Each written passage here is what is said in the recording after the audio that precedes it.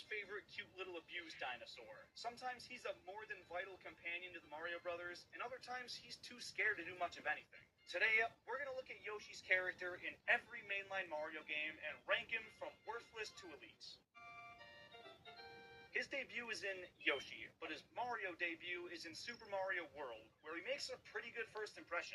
Mario and Yoshi are both trying to rescue their friends, and from the moment they meet, Yoshi is a trustworthy sidekick that'll put his life on the line to save his pal. And unlike some later games in the series, you can take him with you to any level you want, even if there's no Yoshi eggs in him. The only exceptions are the ghost houses and castles, because he's too scared to go in with Mario, but any other level's a-okay. That does come at a cost, though. You don't get to use his iconic flutter jump. If he had it, it'd probably restrict what levels you can take him in, so I'm fine with it. And he can still eat enemies and spit them out as fireballs, so he has some unique traits and is basically an OP power-up, so he gets solid companion tier. In Super Mario World 2 Yoshi's Island, Yoshi is the main hero. When a baby Mario falls onto his back, he makes it his life mission to protect that baby at all costs and bring him back to his mom and dad. Here, Mario's a bigger liability than Peach has ever been, and that cry is burned into my brain as one of the most annoying sounds in gaming. But even still, Yoshi insists on protecting him against Kamek's forces. This game introduces his flutter jump and the ability to stockpile eggs and launch them at faraway enemies and question marks, which make playing as him feel really distinct from a traditional Mario. It's a no-brainer. Elite! And no, I'm not going to include the rest of the Yoshi's Island games, because one, they dropped the Super Mario prefix, and two, because they'd all be elite, man. Who do you think you're kidding? This game barely even features Yoshi. He's not playable, rideable, or anything like that. He sits on top of Peach's castle and gives you 100 extra lives after you beat the game. I'd normally call that pretty freaking useful. I mean, it basically eliminates game overs, but since he only does that after you collect all 120 stars and fully beat the game, there's really no use for him at that point. And knowing he was around this whole time not helping Mario makes this a pretty easy worthless tier. Mario Sunshine is the first 3D Mario game to incorporate Yoshi, and he's pretty useful. After beating Pinna Park Episode 4 and saving the Yoshi egg from Shadow Mario back in the plaza, he becomes fully playable in about half the game's areas, and he's vital to beating certain missions. Instead of spraying water like Mario, he sprays fruit juices that turn enemies into different types of blocks, and it's a weird gimmick, but it helps Mario a good bit, so I'm not complaining. The only downsides are that touching water immediately makes him evaporate, and that he's only usable in a few select episodes. We'll give him limited but useful, because when he's there, he's clutch, but he's not there much.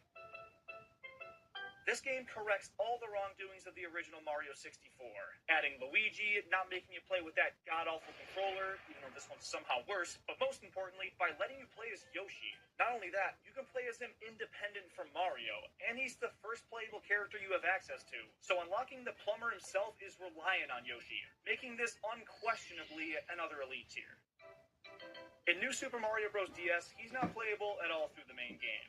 But he does make a playable appearance in a handful of minigames, so he serves some role, but it barely does anything. And yes, I am putting this higher than 64. Thank you for noticing.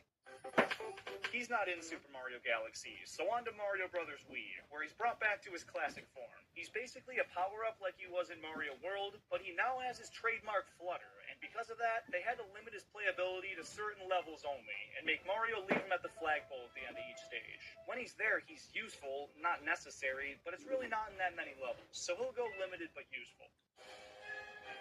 Galaxy 2 makes Yoshi one of the big selling points of the game, and incorporates him way more than the previous New Super Mario Bros. Games. Now, you can take him from one level to the next, unfortunately, but like Sunshine, he's necessary to beat certain levels. And this time around, he has a handful of different upgrades that are really fun to use. One inflates him and carries you through the sky, the hot pepper one makes him run at breakneck speeds and up very sloped surfaces, and another lights up paths for you to take. Because of all of that, he earns a slightly higher rating than Sunshine, so we'll put him in solid companion tier.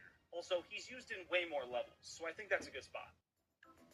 He gone in New Super Mario Bros. 2 and Mario 3D Land, so on to New Super Mario Bros. U, where he plays the exact same role as he did in Mario Wii. He's there in a couple levels and stays at the flagpole. But the baby Yoshis can be taken into any level that's not a castle, and they're pretty freaking useful. Now, those do make an appearance in Mario World as well, but they wouldn't really raise his ranking at all there. Here, he needs the boost, and the different types offer a ton of variety. The blue ones blow a bunch of bubbles that can kill enemies and serve as temporary platforms, the pink ones can inflate into a balloon and give you more airtime, and the gold ones light up. That combined with regular Yoshi having a decent ranking, brings this one up to solid companion tier. And same story for New Super Luigi U. Yoshi's not in Mario 3D World at all, which sucks. But in Mario Run, he's unlocked pretty early in the game, only requiring 30 yellow and red toads to unlock. And where most characters in the game only have one ability, he has three. His flutter jump, the color affecting which toads you find, and being able to walk on spiked surfaces and enemies. He's got the highest skill ceiling of any character in the game, and that makes him elite in my book. YouTube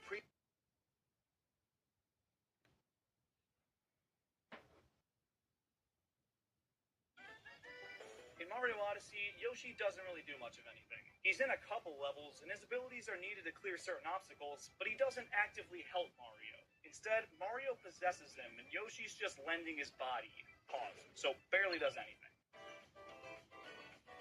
He gone in Bowser's Fury, so on to the most recent Mario platformer, Super Mario Bros. Wonder, where he's basically in easy mode. Not only is he fully playable alongside the rest of the crew, but he can also carry people around like in the old games. He can flutter jump, eat enemies, and doesn't die. He's literally invincible. Now, it does suck that he can't use power-ups, but he's freaking immortal, making this a very easy elite. And since there's not as many mainline games featuring Yoshi, here's a couple current-gen spin-offs, too.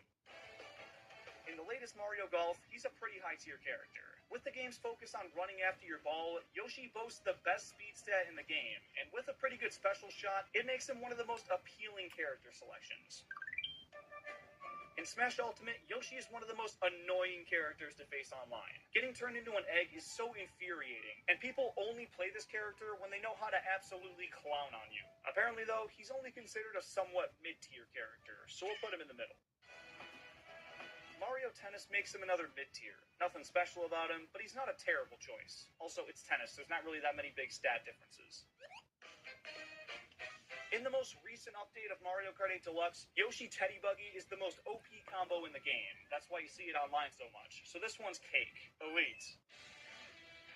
And the last bonus game we have is Mario Strikers Battle League, which is the only Mario sports game where he's considered a lower tier. He's not a good scorer and is really high in technique, so he's situational at best, and deserves a barely does anything. And there you have it. Real quick, if you take your Nintendo Switch on the go a lot and wish it was easier to lug around, you gotta ditch that clunky old dock. It's bulky, flimsy, and really doesn't have a good reason to be. And Accelerate Gaming's portable dock is the solution you've been waiting for. It cuts the unnecessary plastic of Nintendo's and gives you a sleek, durable, and very portable alternative. And it's only $20, so if you want to enhance your Switch setup and support this channel, go grab one now and use code JeremyK to get an additional 10% off your order. There's a very limited amount of uses on that, so redeem it while you can. And if you disagree with me on any of the rankings in this video, leave your takes down in the comments. And if you enjoyed this video and want to watch more Yoshi slander, check out this video about the Mario World cartoon. I promise you won't be disappointed.